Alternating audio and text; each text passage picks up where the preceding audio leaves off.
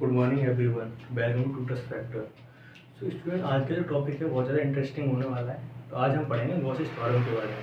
तो Gauss's theorem होती है बहुत ज़्यादा एक अपने आप में इंपॉर्टेंट हो जाती है और बोर्ड एग्जाम में पूछने के बहुत ज़्यादा चांसेस हो जाते हैं गॉस थ्योरम। तो आप प्रैक्टिकली समझे रटे ना, आराम से समझाते हैं समझते हैं। देखो, फर्स्ट ऑफ ऑल अब हम क्या डिस्कस करने वाले हैं, गॉसेस थ्योरम के बारे में। क्या है तो गॉसेस जो थे साइंटिस्ट, उन्होंने एक कथन दिया था, पहले कथन किया था, स्टेटमेंट लिखे थे। तो भाई आप जो बोर्ड एग्जाम में इसकी कॉपी लिखोगे तो एक बहुत स्टेप बाय स्टेप ही लिखें, जब लंबा मार्क्स अच्छे आते हैं। तो देखो, पहले हम लिखेंगे इसका स्टेटमेंट जो भी है। पहले स्टार्ट करोगे आप किससे? स्टेटमेंट से। स्टेटमेंट हिंदी में बोलते हैं इसे कथन या नियम भी बोलते हैं, तो गॉस का नियम। तो गॉसेस ने क्या बताया था? उन्होंने ये बताया था वेरियस फ्लक्स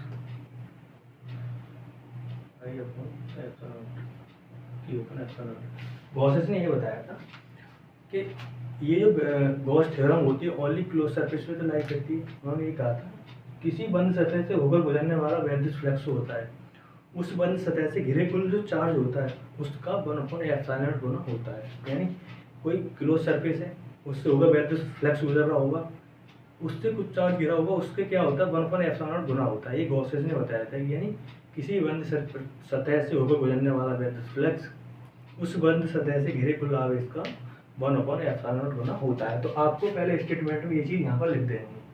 उसके बाद क्या होता है, तो गॉसेस ने इसका जब हम करेंगे, अब इसका क्या प्रूफ, ये प्रूफ करके लाना है हमें। Phi is equal to Q/ε proof करना है। तो प्रूफ कैसे करना है, जब प्रूफ करेंगे अब इसका तो हमें करना है इसका क्या प्रूफ। मैं इसका पहले डायग्राम बनाता हूँ, डायग्राम समझे। तो फिजिक्स में एक मेन जो रॉ डायग्राम होता है, अगर तुम्हें डायग्राम आता है तो आपको फिजिक्स सीखने से कोई नहीं रोक सकता। आप डायग्राम को बहुत ज़्यादा फोकस करें। तो डायग्राम बनाते हैं पहले गॉसेस थ्योरम का। गॉसेस थ्योरम का डायग्राम कुछ इस प्रकार बनाते हैं, जरूर नहीं प्लेन बोली हुई। ये मिड पॉइंट मान लेते हैं, ये मिड पॉइंट पे आपका ओ हो गया, इससे प्लस क्यू चार्ज रखा है, ये एंगल बनेगा ये डी ओमेगा मान लेते हैं। अब यहाँ से हम कोई इस पॉइंट बिंदु जो पी है, इसकी आर रेडियस है, ठीक है। ये वेरियस फ्लक्स निकल रहा है, ये डी ए सरफेस है कोई। देखो यहाँ से डालते हैं इस पॉइंट पे क्या नॉर्मल, ये डाल दिया मैंने नॉर्मल, ये एंगल थीटा होगा। अब मुझे निकालना क्या है, ये जो टोटल आपको दिखाई दे रहा होगा ये डायग्राम है गॉसेस थ्योरम में। हमने कुछ चीज़ लिखी है, अब इसमें तुम्हें कुछ एक चीज़ लिखनी है। अब आप कॉपी लिखने जाओगे वहाँ पे लिखना है प्रूफ जो लिखेंगे हम यहाँ पर। तो मैं लिखने वाला हूँ प्रेस्ट डी ए। जो प्रेस्ट डी ए क्या है, एक छोटा सा सरफेस है, इतना इतना क्या है, इतना। इसके बाद में हम पूरे टोटल सरफेस से भी निकालेंगे। अभी मैं निकालने जा रहा हूँ और इस वाले प्रेस्ट के क्या इलेक्ट्रिक फ्लक्स की संख्या। तो जब आप यहाँ से आगे बढ़ोगे तो आपको प्रूफ में लिखना होगा जो भी एक्सप्लेनेशन हमने जो बनाया है। जैसे मिड पॉइंट ओ है, मिड पॉइंट ओ पे जो पॉइंट हमने आर रेडियस कोई बिंदु पी रखा है, एंगल कितना हमने D omega, T plus D इतना फ्लक्स निकलना है, इसके बारे में प्लस क्यू चार्ज रखा है। फुल एक्सप्लेनेशन जो आपको क्या है इसके बारे में जो भी है यहाँ प्रूफ में लिख देंगे। फिर उसके बाद में हम जो निकालेंगे वो निकालने वाले हैं प्लस के डी ए से होकर गुजरने वाला वेरियस फ्लक्सों की संख्या, ठीक है। इस पृष्ठ से निकाल दूँगा, अब मैं लिख देता हूँ यहाँ पर। तब पृष्ठ डी ए से होकर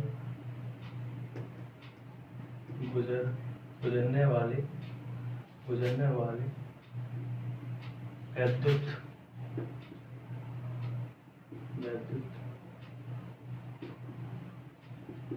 फ्लक्सों की संख्या। ये वेरियस फ्लक्स निकलने हैं, जो भी निकलने हैं, तो वेरियस फ्लक्स के बारे में, क्योंकि ये गॉस थ्योरम को प्रूव करने के लिए ये चीज़ आनी चाहिए। तो तुम्हें इलेक्ट्रिक फ्लक्स के बारे में पता होना चाहिए, वेरियस फ्लक्स। दूसरी बात, आपको इलेक्ट्रिक इंटेंसिटी के बारे में पता होना चाहिए, विद्युत क्षेत्र की पता। तीसरी बात आती है क्या, सॉलिड एंगल यानी घनकोण के बारे में पता होना चाहिए, जब भी तुम इसे सॉल्व कर पाओगे। क्योंकि जब भी मैं आगे प्रूव कर रहा हूँ ये सारे फॉर्मूला की अभी यहाँ पे नीड पड़ रही होगी, इसलिए ये चीज़ पहले जरूरी है। इससे पहले हलेंगे तो ये तुम्हें आती होगी पहले, जब भी सीख पाओगे, ठीक है। तो ये हो गया ये सिस्टम। अब प्लस डी से होगा बढ़ने वाला वेरियस फ्लक्स का फॉर्मूला तुम्हें पता होगा क्या होता है, d phi E equal to क्या होता है, ई डी ए क्या होता है कॉस थीटा। ये होता है इलेक्ट्रिक फ्लक्स का फॉर्मूला। अब यहाँ से आगे अब हमने नीड क्या पढ़ी, मैंने अभी बताया था पॉइंट इलेक्ट्रिक इंटेंसिटी आपको पता होनी चाहिए। ये हमने प्रेस टी से निकाल लिया विद्युत फ्लक्सों की संख्या। अब ई क्या है यहाँ पर वैद्युत क्षेत्र की तीव्रता, देखो ई दिखाई दे रही होगी आपको, क्या है वैद्युत क्षेत्र की तीव्रता, इलेक्ट्रिक इंटेंसिटी। तो इसका फॉर्मूला क्या होता है, ई इक्वल टू क्या होता है आपका, ई इक्वल टू होता है 1/4 पाई एप्सिलॉन नॉट क्यू अपॉन के आर स्क्वायर। ये होता है वैद्युत क्षेत्र की तीव्रता का फॉर्मूला। क्या वैद्युत क्षेत्र की तीव्रता का फॉर्मूला, वैद्युत क्षेत्र की क्या होती है तीव्रता। तो हम ई इक्वल टू क्या करते हैं, ये सब चीज यहाँ पर पुट कर देते हैं, ये टोटल जो भी वैल्यू ई की वैल्यू इसे उठा के यहाँ पुट कर देता हूँ। तो क्या हो जाएगा d equal to d five equal to हो जाएगा, पुट कर देते हैं क्यू वन की जगह क्यू आएगा वो मल्टीप्लाई करके डायरेक्ट कर देते हैं, Q upon 4 pi epsilon not D A cos theta upon के आर स्क्वायर। ये बन गया आपका टोटल। अब फ्लक्स की जरूरत पड़ी हमें, अब पड़ी क्या इलेक्ट्रिक इंटेंसिटी की जरूरत पड़ी।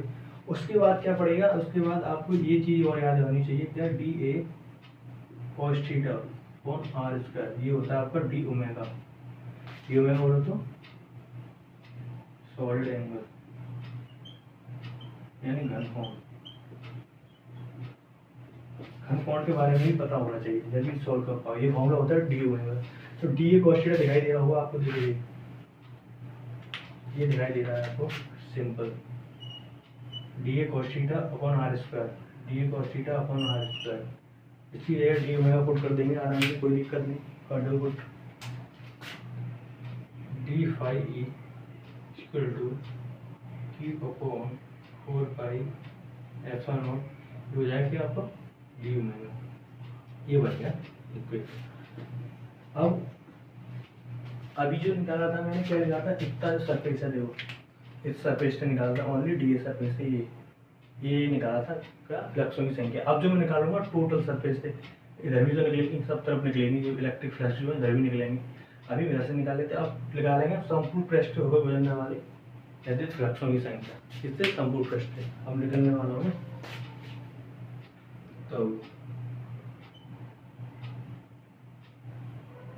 संपूर्ण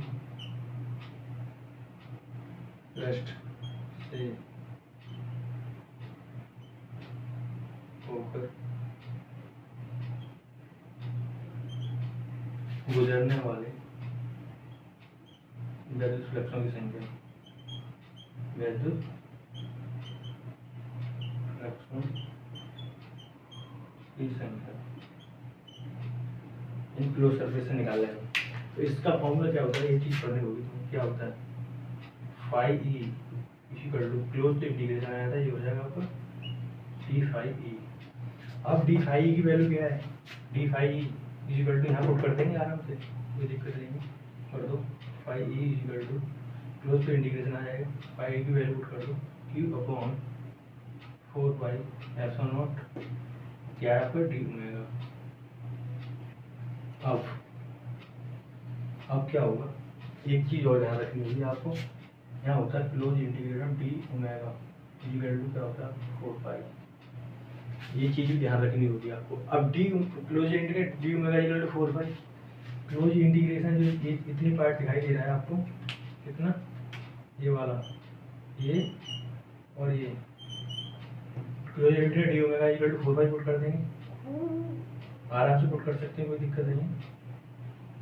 ये हट जाएगा आपको इंटीग्रेशन पे का फाइव ई इक्वल टू, ये तो हट गया 4 पाई, तो क्यू तो ऊपर रह गया, नीचे आएगा आपका 4 पाई एप्सिलॉन नॉट, और इसकी जगह क्या जाएगा आपका 4 पाई।